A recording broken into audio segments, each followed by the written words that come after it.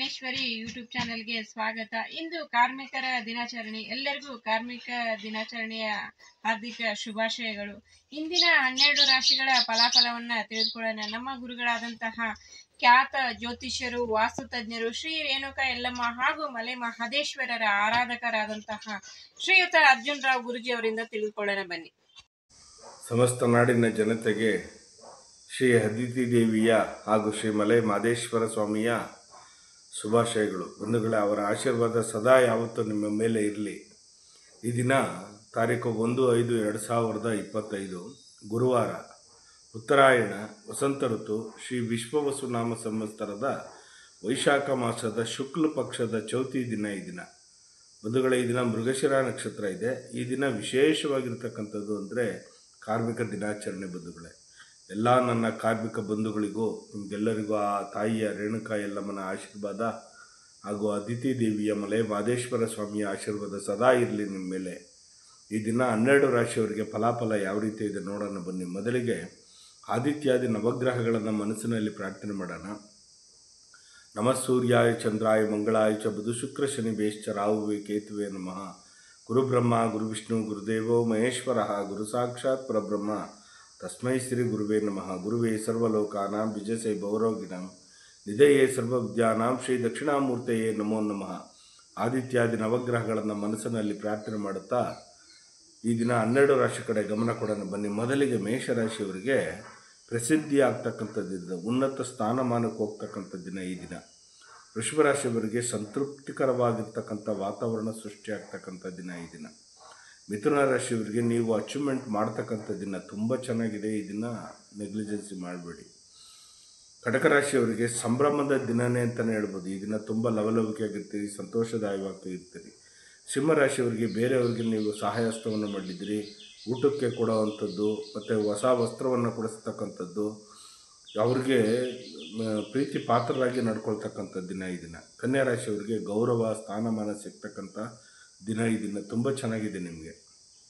ತುಲಾ ರಾಶಿಯವರಿಗೆ ಬೇರೆಯವರಿಗೆ ನೀವು ವಿಶ್ವಾಸದಿಂದ ಬೇರೆ ಕೆಲಸಗಳನ್ನು ಮಾಡಿಕೊಡ್ತೀರಿ ಈ ದಿನ, ತುಂಬ ಚೆನ್ನಾಗಿದೆ ಬಂಧುಗಳೇ ಈ ದಿನ ನಿಮಗೆ.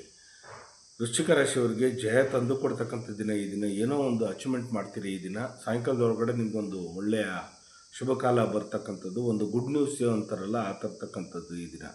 ಧನುಷು ರಾಶಿಯವರಿಗೆ ಈ ದಿನ ಸ್ವಲ್ಪ ದುಃಖಕರವಾಗಿರ್ತಕ್ಕಂಥ ವಾತಾವರಣ ಆಗಿ ಮಧ್ಯಾಹ್ನ 3 ಗಂಟೆ ಮೇಲೆ ಸ್ವಲ್ಪ ಸಮಾಧಾನಕ್ಕೆ ಬರ್ತೀರಿ ಈ ದಿನ.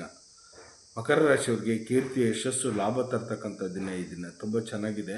ಪರಮಾತ್ಮ ಶನೇಶ್ವರ ನಿಮಗೆ ಒಳ್ಳೇದು ಮಾಡಲಿ. ಕುಂಭರಾಶಿಯವರಿಗೆ ಅಪೇಕ್ಷೆಗಿಂತ ಮೀರಿದ್ದು ಕೆಲಸ ನಡೀತಕ್ಕಂಥದ್ದು. ನನಗೆ ಅದು ಗೊತ್ತೇ ಇರಲಿಲ್ವೇನೋ, ಆ ಥರ ಕೆಲಸ ನಡೆದೋಗ್ಬಿಡ್ತಲ್ಲ ಅಂತ ನೀವು ಅಂದ್ಕೊಂಡಿರ್ತೀರ, ಆ ರೀತಿ ನಡೀತಕ್ಕಂಥದ್ದು. ಮೀನರಾಶಿಯವರಿಗೆ ನೆಮ್ಮದಿಯ ವಾತಾವರಣ ಸೃಷ್ಟಿಯಾಗ್ತಕ್ಕಂಥ ದಿನ ಈ ದಿನ. ಹಿಂದೆ ಏನಾದರೂ ಒಂದು ನೋವಾಗಿದ್ರೂ ಈ ದಿನ ಒಂದು ಸಮಾಧಾನಕರವಾಗಿರ್ತಕ್ಕಂಥ ಘಟನೆ ನಡೀತಕ್ಕಂಥ ದಿನ ಈ ದಿನ.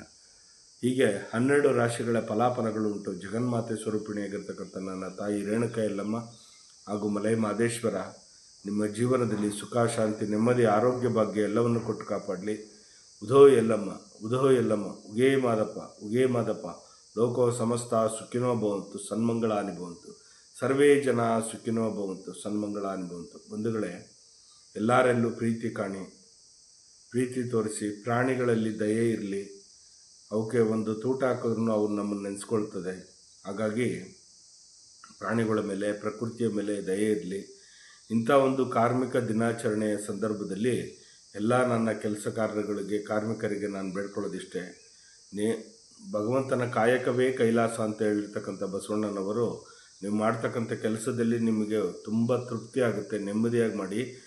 ಯಾವುದೇ ರೀತಿಯಾದ ಒಂದು ಲೋಪದೋಷಗಳಿದೆ ಇದನ್ನು ಕೆಲಸ ಮಾಡಿ, ಖಂಡಿತವಾಗೂ ನೀವು ಉನ್ನತ ಸ್ಥಾನಕ್ಕೆ ಹೋಗ್ತೀರಿ. ಯಾಕಂದರೆ ನಿಮ್ಮನ್ನು ನಂಬಿ ಮೇಲ್ಗಡೆ ಇರ್ತಕ್ಕಂಥ ಅಧಿಕಾರಿಗಳು, ಅವರ ಅಧಿಕಾರಿಗಳು ಅವರು ಕಾರ್ಮಿಕರೇ. ಹಾಗಾಗಿ ನಿಮ್ಮ ಒಂದು ಪ್ರೀತಿ ಅವ್ರ ಮೇಲೆ ಸದಾ ಇರಲಿ. ಆ ರೀತಿ ಕೆಲಸವನ್ನು ಮಾಡ್ಕೊಂಡೋಗಿ ಭಗವಂತ ನಿಮಗೆ ಚೆನ್ನಾಗಿಟ್ಟಿರಲಿ. ಎಲ್ಲರೂ ಒಳ್ಳೆಯದಾಗಲಿ, ಶುಭವಾಗಲಿ.